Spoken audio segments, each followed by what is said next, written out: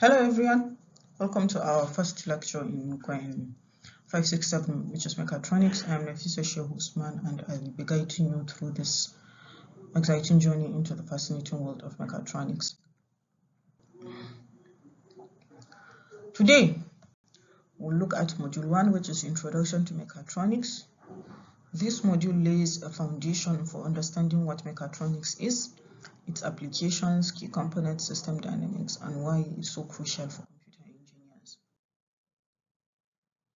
Before we begin exploring the core of mechatronics, however, we will briefly review the prerequisites for this course.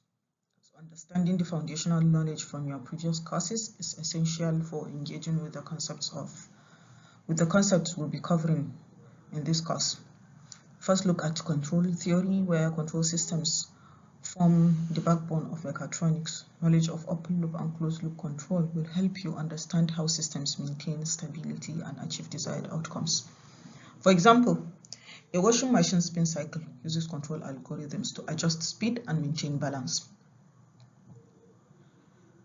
We also look at electronics and circuit design, where you will need to know how circuits work, including components like resistors, capacitors, diodes, transistors, etc. This knowledge is critical for designing sensors and actuator interfaces. Then you also need programming skills, because programming skills are vital for implementing control algorithms and creating software that integrates hardware and electronics. For instance, when you're looking at microcontroller programming, it allows you to automate processes in a robotic system. We also look at mechanical engineering basics, where an understanding of mechanical components such as gears, pulleys, and levers will enable you to analyze and design mechanical systems that integrate with electronic and control elements. These foundational courses provide the tool to approach complex multidisciplinary problems in mechatronics. They ensure you can analyze both hardware and software aspects of systems, such as designing a robotic arm that requires programming, electronic control, and mechanical stability. For this course, we'll be building upon these concepts, we're applying them to real-world examples and going deeper into how they combine to create intelligent systems. So, let's start with the basics of mechatronics. Well, what is mechatronics? Mechatronics is a multidisciplinary field that integrates mechanical engineering, electronics, computer science and engineering, control engineering, and system design to create innovative, smart, and efficient systems. It is the synergy between these disciplines that makes mechatronics unique. To put it simply, mechatronics is all about designing and building systems that combine hardware and software to solve problems in creative and impactful ways. It's the underlying technology and systems we see all around us, from advanced industrial robots to smart home devices.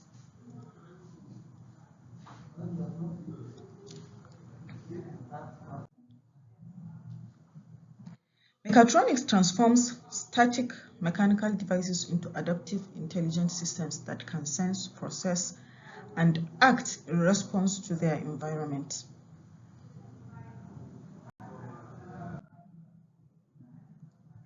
We'll look at the applications of mechatronics. The applications of mechatronics are as vast as they are fascinating. Let's explore some examples and how each qualifies as a mechatronic system. We'll first look at consumer electronics, where we have microwaves, washing machines, and whatnot. So in washing machines, modern washing machines integrate sensors to detect water levels, fabric type, and load weight.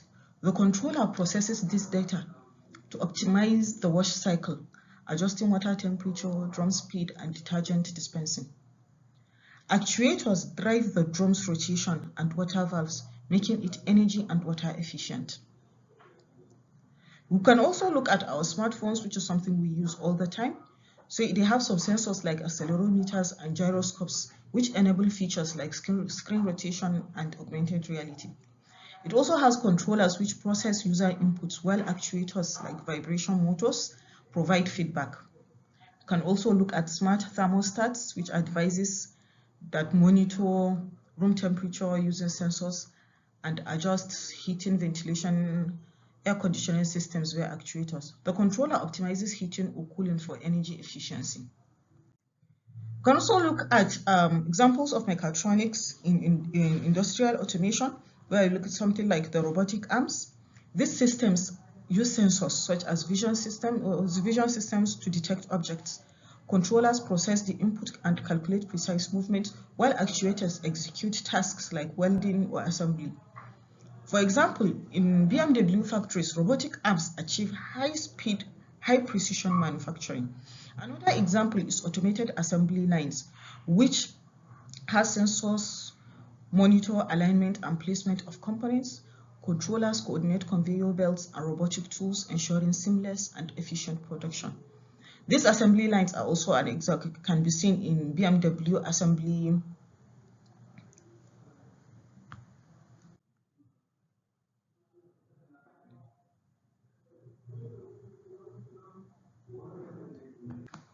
Other examples of mechatronics are in medical equipment. We see those examples. Other examples are medical equipment, where we see it, and in MRI machines, where we have sensor capture detailed signals from the body, controllers process the data to generate images, and actuators adjust components to optimize imaging quality. We also have robotic surgical systems, where they have systems like Da Vinci robots utilize precise sensors for motion tracking and feedback. Controllers ensure smooth and accurate movements of robotic arms, enhancing surgical precision. We also have mechatronic systems in the transportation industry, such as autonomous vehicles, where they have sensors like the cameras, radar, LiDAR, etc., gather data about the environment. Then controllers process this data and make navigation decisions, and actuators control steering, acceleration, and braking. We also have drones, which are equipped with gyroscopes, GPS, and accelerometers. Drones adjust flight path.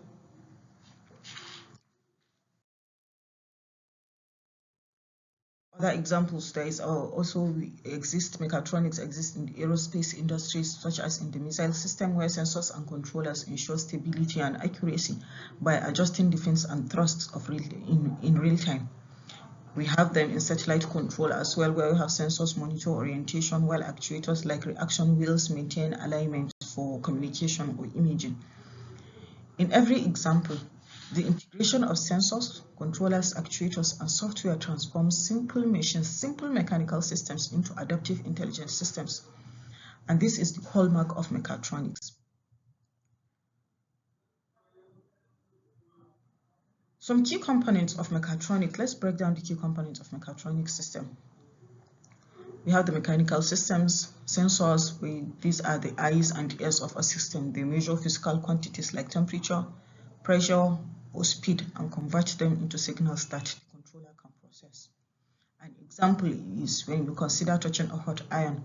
The sensors in this case are nerve endings in your skin, which detect heat and send signals to the nervous system. A mechanical system or a machine example is a thermostat, where temperature sensors detect even minute changes and signal the controller to adjust heating or cooling. Also have actuators which are the muscles of the system, performing physical actions like rotating, pushing, and moving. Motors such as solenoids and valves are common examples as well. Then we can also, when you touch a hot iron, the actuators are basically the muscles in your arm that pull your hand away from receiving the signal. In robotics, actuators are responsible for the precise movements of robotic arms assembling intricate components in a factory. Then the controllers, in the case of the human, is the brain of the system. Controllers such as the microprocessors or PLCs process inputs from sensors and decide the appropriate output actions. In the human body, the brain serves as a controller. It processes the heat signal and sends commands to the muscles to move the hand away. We We also have the interfaces, which this allows smooth communication between hardware and software components, ensuring everything works seamlessly together. An example is also the nervous system, which serves as the interface transmitting signals between the sensor, which are the nerve endings, and the controller, which is the brain. Looking at this example of touching a hot iron, we can see how each component plays a role in the overall system, which is in the overall, say, the human body. Also have the mechatronic system design. So the mechatronic system design is the same as any other engineering design process, where we have to establish need and recognize the goal of the system, have the specification, system conception, we produce the detailed design, create a prototype, testing, and then we review and documentation. These are the basic engineering system designs. However, in the mechatronic system design, we have basically 4 stages of sequential design, where you design the mechanical system, which is the plant, you select sensors and actuators, which you attach to the plant, then you design signal conditioning and power electronics, and then design and implement control algorithms, where you are looking at the electrical, electronic, microprocessor, microcontroller, microcomputer based hardware, whatever.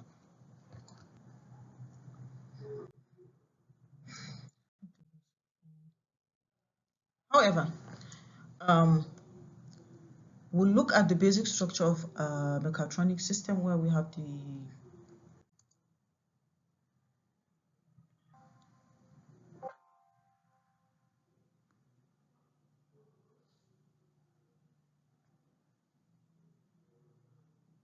the basic structure of a mechatronic system. We have the plant. Let me see if I can draw this. Where we have the plant, okay, which has an output. Okay, this is the plant, and the plant is always a mechanical system, which is either fluidic, thermal, mechanical, translational, mechanical, whatever, which is always connected to an actuator, A of S, which is also connected to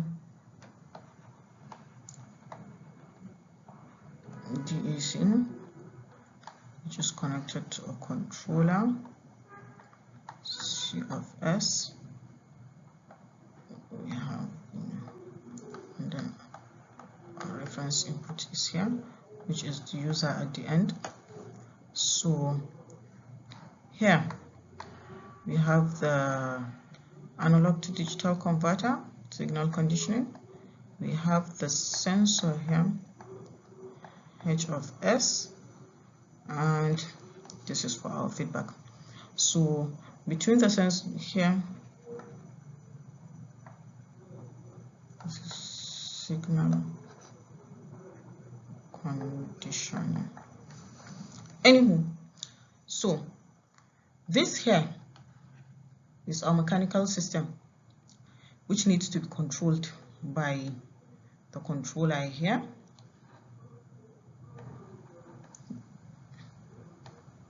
Needs to be controlled by the controller.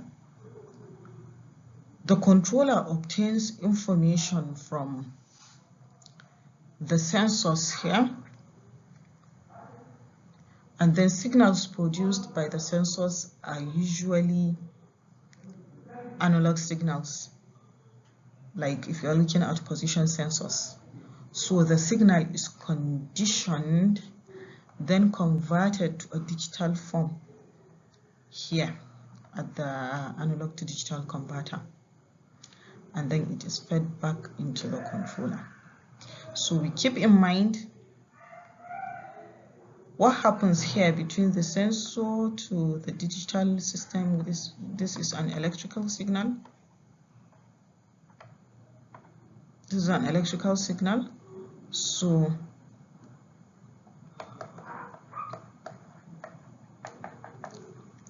This is the physical world, and this is electrical.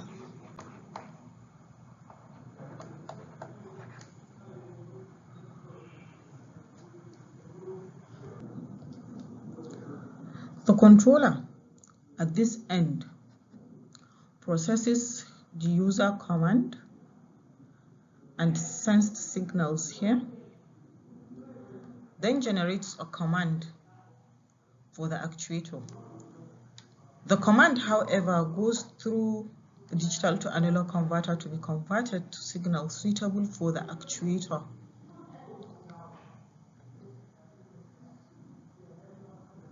Which now converts it to electrical signal, which converts the electrical signal into a useful mechanical action, such as motion and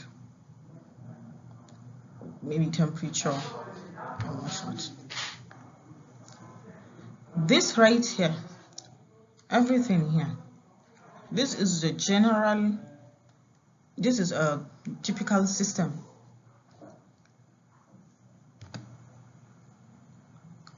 This is a typical.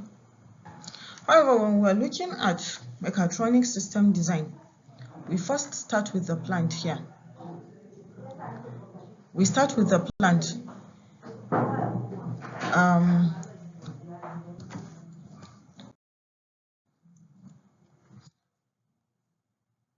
So in mechatronic system design,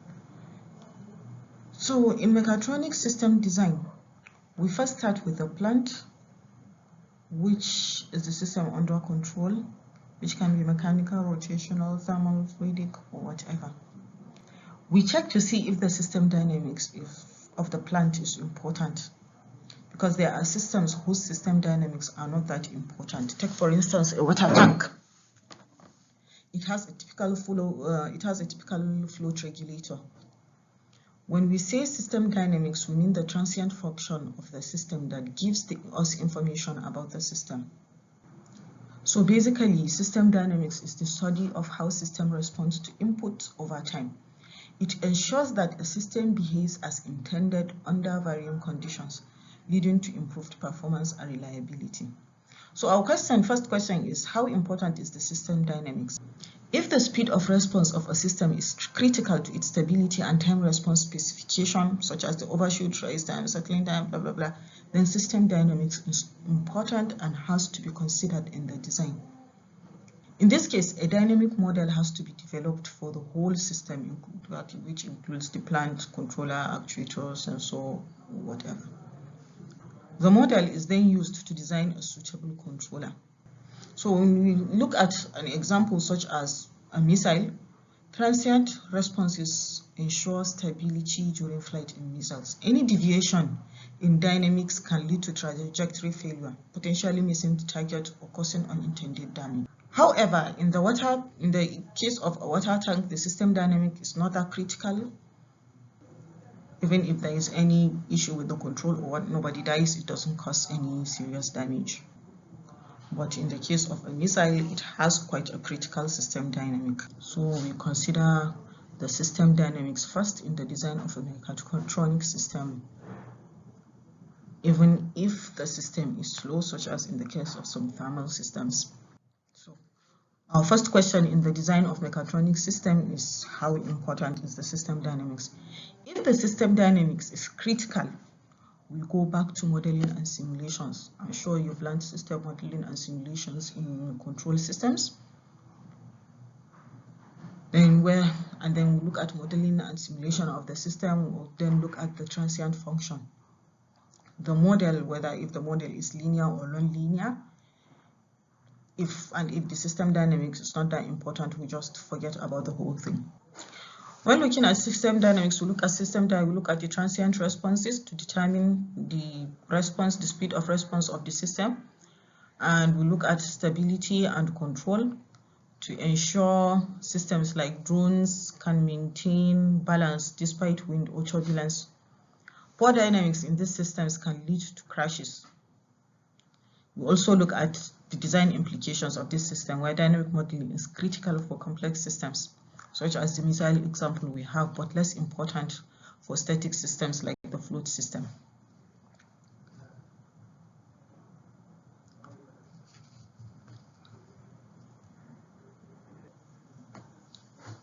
After considering the plant, we then move on to look at the actuation system, where we know the actuator can be linear. Understand an actuator can be a heater, a DC motor, an AC motor, a solenoid motor, whatever. However, we need to understand that an actuator can have a variable speed drive where we have the power source. This is something like if this is our actuator, it can have a variable speed drive where we have the power source here. You have this as the VSD, or we can have the power source. Example of VSDs are the inverters, a converter, etc. The power source can be a compressed fluid, can be compressed air, it can be electrical supply, etc. Although this system, the variable speed drive, is an optional component, whether to add or not to add to a mechatronic system is left to the designer. It is optional. The actuator can also have a mechanical interface. What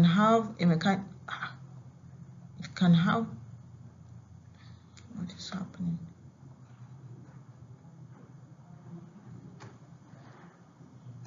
Can have a mechanical interface. So the mechanical interface is also an optional component, a component requirement. We'll see an example of mechanical interface, such as we have gearbox, sprockets, etc. I'm sure we know how all of these function because we learned them in mechanics, I believe. So the mechanical interface is an optional requirement. It is between the actuator and the plant. It is between the actuator and the plant.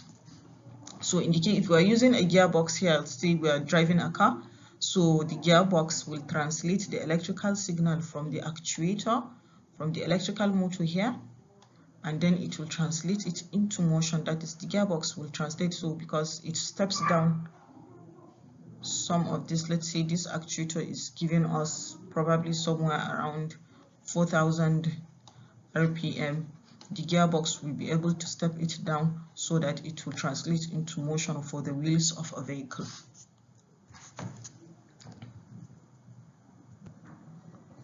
Then we have control signals which are sent from the controller. Here we have CFS to the actuator. The controller here makes the decisions that the actuator carries out, that this actuator carries out. The controller makes this decision. There are two types. The controller is of two types. We have the physical controller and the algorithmic controller. So when we say algorithmic controller, we are talking about control algorithms such as P, PI, PID, LQ, R, T, etc. Those are the controllers. These are control algorithms. I'm sure we know how all these controllers operate. So the physical controller,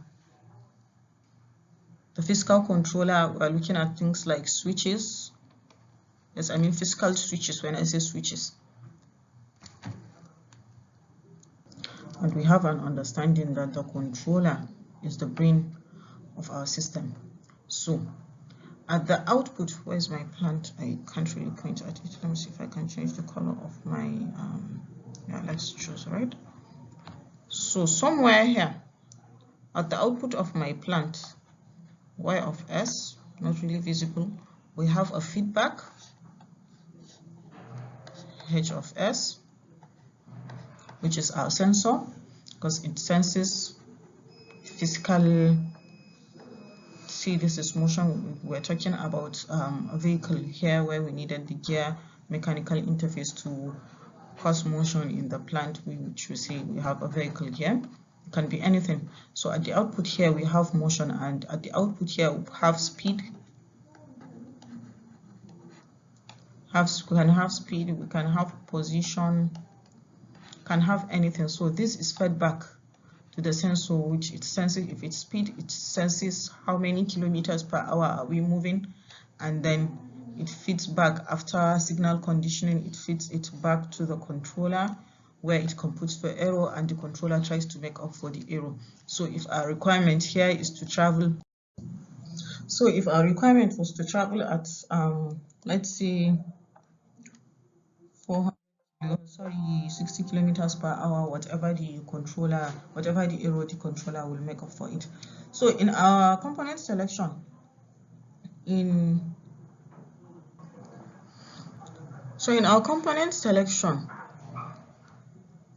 some of the considerations we make in selecting components for our system, for the mechatronic system, are the characteristics of the sensors and the actuators, where the performance of a mechatronic system depends heavily on the characteristics of its sensors and its actuators. We have sensors. The sensitivity determines the sensitivity determines their ability to detect small changes. With robustness, ensure they can operate reliably in challenging environments. We have an example is a frog catching a fly. Demonstrates the sensitivity. This demonstrates the sensitivity of its eyes to detect tiny movements in its surroundings. Similarly, vision systems like robotic assembly line detect minute positional changes in components to ensure precision. Another machine example is an industrial scale, where high sensitivity ensures accurate weight measurements, but robustness protects it from overload or environmental factors like vibrations. In actuators, this must be fast. The actuators must be fast and precise while delivering sufficient force or motion. Robustness is equally critical to endure prolonged operation. An example is the blinking of the human eye. This is driven by muzzle actuators. The muzzle actuators are fast and precise, which protects the eyes from debris. In robotics, actuators in drone propellers provide the agility needed for mid-air adjustments while resisting wear and tear. I'm coming, somebody's name.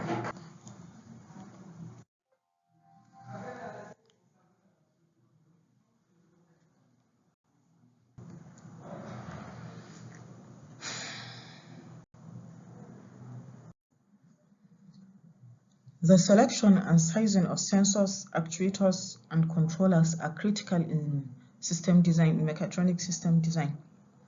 So the components we look at are the physical controller, the hardware that executes control algorithms such as microcontrollers, PLCs. Selection depends on factors like processing speed, memory, and its input and output capacity. We look at the control algorithm, where the software logic implemented to process sensor data and generate actuator commands. Sizing here involves complexity and computational demands. We have the actuation system, where we have motors, solenoids, or hydraulic system. Selection factors include force, speed, and precision required for the task. In sensors, we will always expect our sensors to match the system's requirement for sensitivity, accuracy, and robustness. For example, high precision cameras in robotics versus just simple temperature system in HVAC systems, which is the heating or HVAC. HVAC is how keep saying you see HVAC, this is what I mean, where H is heating, ventilation, air conditioning, temperature. That is what that is HVAC. So we expect our sensors to sensors requirements. Our sensors are required to be sensitive and accurate, also robust, and we expect them to have a very high resolution. This attached here is a YouTube link where you will find a BMW car factory where you have robots, assembly robots taking care of production and all. So you watch the video and you get to see how mechatronics system work, how precision, accuracy, and everything is very important in mechatronic systems. Then now look at the advantages of mechatronic systems. If you take the example of an, say, automated coffee machine, to understand the advantages, look at efficiency. The system brews coffee faster than manual preparation. It automates water heating, coffee grinding, and then dispensing. We look at its flexibility because it allows users to customize their coffee by selecting options like size, strength, and temperature of the water and whatnot. And then it integrates, it combines hardware, which is grinding and heater, and then software where we have the user interface and timing algorithms. It is also cost effective because it reduces waste by precisely dispensing coffee and water, minimizing manual errors. For computer engineers, mechatronics offers immense opportunities, such as in the development of embedded systems for smart devices. It implements real-time computing in critical applications such as in the medical field, missiles and whatnot. It creates solutions for IoT and automation. It designs interdisciplinary systems that transform industries. Looking ahead, we understand that mechatronics is evolving with trends like artificial intelligence, where we have AI-powered robotic vacuum cleaners, which analyzes room layouts and then it adjusts its cleaning paths in real time. The integration of AI makes mechatronic systems adaptive and self-learning.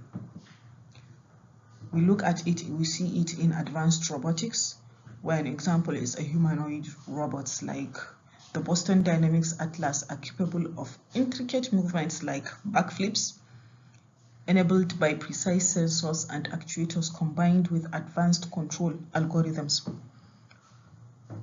Robotics advances are pushing boundaries in healthcare, defense, and manufacturing.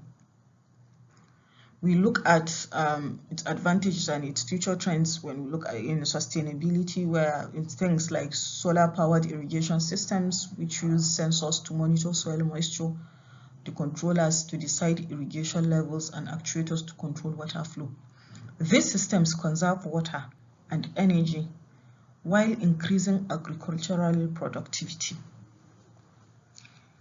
Some of the challenges in mechatronics include ethical concerns, where integration complexities and staying ahead in a rapidly advancing field is a problem.